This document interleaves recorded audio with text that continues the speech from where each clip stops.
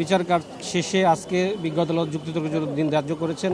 রাষ্ট্রপক্ষ এবং state defence lawyer হিসেবে আসামি পক্ষে আমি যুক্তিতর্ক উপস্থাপন করেছি। আগামী 7 তারিখ 7/6/2026 তারিখ এই মামলা বিজ্ঞ আদালত রায়ের জন্য দিন ধার্য করেছেন। আশা করি বিজ্ঞ আদালত আগামী 7/6/2026 তারিখ রায় প্রচার করবেন। ন্যায় বিচার চেয়েছেন কিনা, ন্যায় বিচার চেয়েছিলেন কিনা আসামিদের জন্য? যেহেতু এই আসামি নিজেই গতকালকে বিজ্ঞ আদালতে নিজেকে দোষী বলে আদালতের নিকট ক্ষমা প্রার্থনা করেছে, সেহেতু আমি বিজ্ঞ আদালতে বলেছি তার সাক্ষ্য এবং রাষ্ট্রপক্ষের সাক্ষ্য আমাদের যুক্তিতর্ক অনুযায়ী বিজ্ঞ আদালত ন্যায় বিচার যেন প্রদান করে। যেহেতু আসামি দোষ স্বীকার করছে এবং গতকালকেও বিজ্ঞ আদালতে সে বলেছে সে দোষী, সে মাপ চায়, তার মানে সে অপরাধী।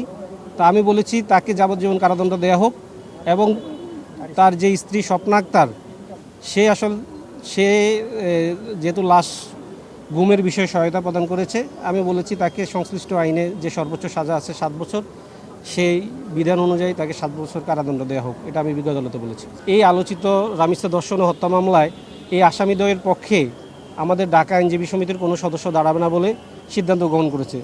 ঠিক এই সময়ে এমতো অবস্থায় এই ধরনের একটা চাঞ্চল্যকর মামলা বিচার কার্য শুরু করার জন্য আসামির পক্ষে একজন আইনজীবী প্রয়োজন ছিল। বিচার কার্য শুরু করার জন্য এটা একটা অত্যাবশ্যকীয় বিষয় এবং যেহেতু আসামির পক্ষে কোনো লয়ার নাই, সেহেতু বাংলাদেশ সরকারকে যদি এই বিচার কার্য চালাইতে হয় এবং এই ধরনের একটা চাঞ্চল্যকর মামলার বিচারের নজির সৃষ্টি করে যেন সমাজে দেশে এই ধরনের অপরাধের পুনরাবৃত্তি না ঘটে, সেজন্য বাংলাদেশ সরকার চেয়েছিল এই মামলাটা অতি দ্রুত নিষ্পত্তি করতে। এই নিষ্পত্তি করার জন্য একজন আইনজীবী প্রয়োজন ছিল এবং সরকার যেহেতু ফৌজদারি বিচার ব্যবস্থায় বলা আছে আসামি যদি আইনজীবী না থাকে তাহলে সরকারকে একজন আইনজীবী দিতে হবে।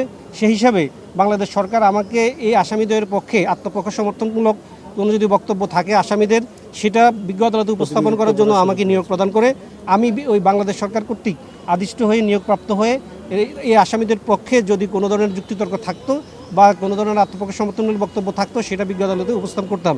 যেহেতু এই আসামি কোনো ধরনের ছাপাই সাক্ষ্য দিবে না বলে বিজ্ঞ আদালত জানিয়েছেন, তাই সেহেতু বোঝা যাচ্ছে যে এই আসামিদের আত্মপক্ষ সমর্থন করার জন্য কোনো ধরনের সাক্ষ্য প্রমাণ আসামিদের কাছে ছিল না যথেষ্ট এবং আসামি নিজেই বিজ্ঞ আদালতে গতকালকে দোষ স্বীকার করেছে।